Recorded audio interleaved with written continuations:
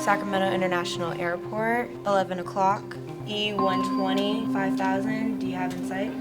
Air traffic controllers may spend their careers with their eyes in the sky, but they start their training on the ground in programs like this one at Sacramento City College. Because you don't know that UPS is going to see Coast Guard. We're one of the few programs in the state. In fact, Sacramento City College is the only aviation program in the northern part of the state. So I've been flying literally my whole entire life. I remember being an unaccompanied minor and being perfectly fine going on the plane by myself. Do you have an insight? Alexis Ford Beckham already has a bachelor's degree in history, but enrolled in the community college's air traffic control program to learn a different skill set. It's something that you don't learn when you're younger, so it's all new information, and it's something that I just drive myself to wanting to know more about it, because not a lot of people do know. Runway 16 right, or 10 right? The goal of this program is for the students to come out of here and become controllers. Instructor Sean Tenner teaches his students everything they need to know in order to be accepted to and pass the FAA Academy. Once they pass the FAA's rigorous standards, he says they're on a solid career path. It's a great job. I did it for 27 years and retired at age 46. I've been asked over the years, what makes a person a good candidate to be a controller? And my answer has always been someone who can make very quick, common sense decisions and multitask. Sacramento City College is one of the oldest community colleges in the state, with a long history tied to aviation and aeronautics.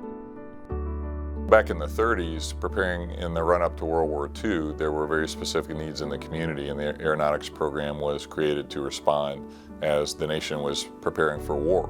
So the program evolved to meet the needs then and has continued to evolve right into the current day. Those current day programs include air traffic control, aircraft maintenance, flight technology, and aircraft dispatch. The aircraft dispatcher program, the best job in aviation that no one knows about. And then look at the Sacramento NOTAMs. Students in Tom Berg's aircraft dispatch class can go on to earn a 1-year certificate or a 2-year degree that will prepare them to pass an FAA exam. An aircraft dispatcher is responsible for all of the pre-flight planning, so that person has a lot of responsibility before the flight. They're also the airline representative that is in constant contact with the flight. Pilots taxiing Sierra on taxiway. I've always been interested in aviation. I used to wait for my mom at the airport, and it kind of seemed like it has life there, you know. Everybody had a purpose, everybody was going somewhere.